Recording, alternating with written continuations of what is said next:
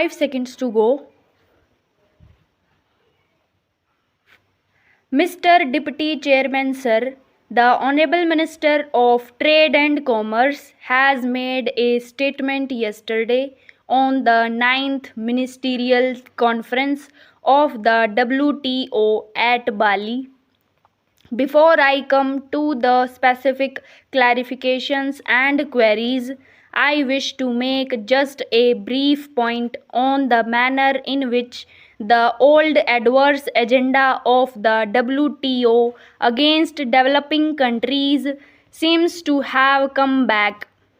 I say this because Indian agriculture is in a precarious state. We have over 60% of the people dependent on agriculture for their livelihood, but the agriculture contributes only about 15% to the national GDP.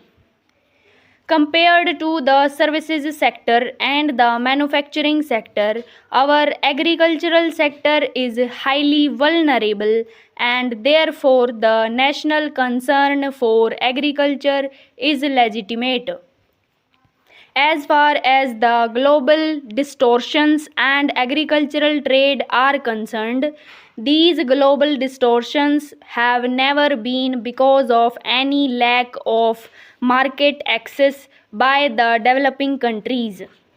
These have essentially been on account of subversion of global agricultural trade and on account of high subsidies by the developed countries, particularly the United States of America and the European Union.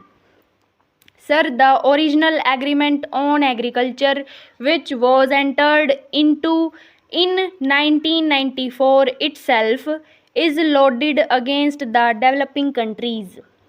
It is loaded against the developing countries. The states are giving subsidy on power. Sir, the Honorable Leader of the Opposition has asked rather a detailed explanation on various issues, so I would not repeat them.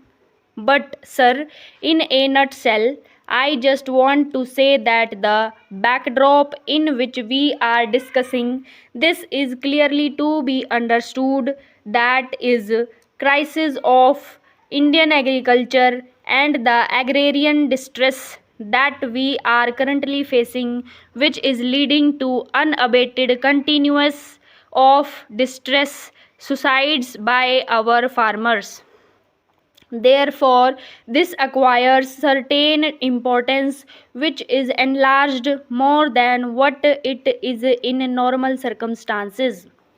Hence, I have 6 clarifications to seek from the Honorable Minister. The first one is trade facilitation was not an issue or part of the original Doha development agenda. In this Doha round, which is an ongoing process, how did India agree to trade facilitation without any forward movement on any issues mentioned in the Doha development agenda, and how the government gave a legally binding agreement, that is trade facilitation, to get a temporary solution on food security? I do not want to elaborate the temporary nature, as the Honorable Leader of the Opposition has already mentioned about it. It is temporary in nature and is universally accepted.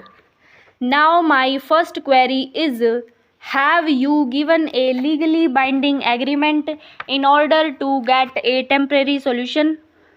Secondly, sir, trade facilitation has developed countries' agenda and it benefits the developed countries rather than the developing countries. All of us know that the Honorable Minister himself agrees to it. Did the government conduct any study to assess the benefit for India from such trade facilitation agreement? If it was done, why is it not made public? Now, sir, according to the Honorable Minister, many aspects of trade facilitation agreement are already being implemented by India as autonomous policy measures. So, there was no danger in agreeing to this trade facilitation agreement. Sir, there is a clear difference between autonomous policy measures and a legally binding agreement because autonomous policy measures are our autonomy.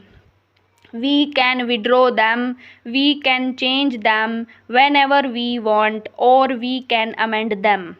But the moment it is a legally binding international agreement, we are bound by it.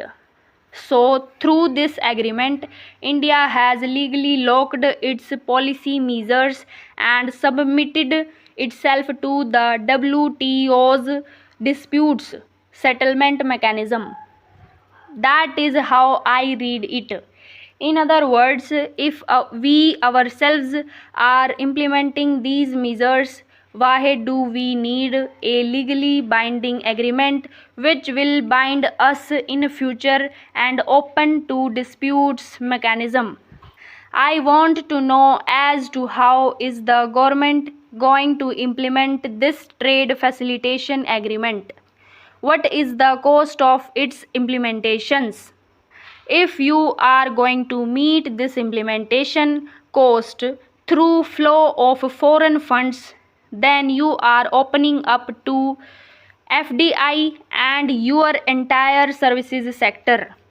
As the honorable leader of the opposition said, today agriculture contributes less than 20% of our GDP and the service sector is about 60%.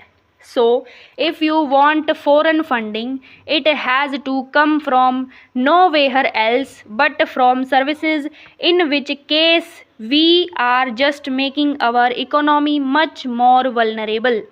Sir, it appears that in order to gain this interim mechanism, which will operate till a final mechanism is found, we have conceded our position on many issues.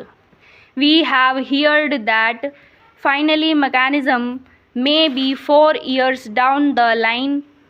Now, in order to achieve this interim mechanism, we have conceded our position on many of the other issues in our urge to get this interim mechanism to save our existing Food Security Act.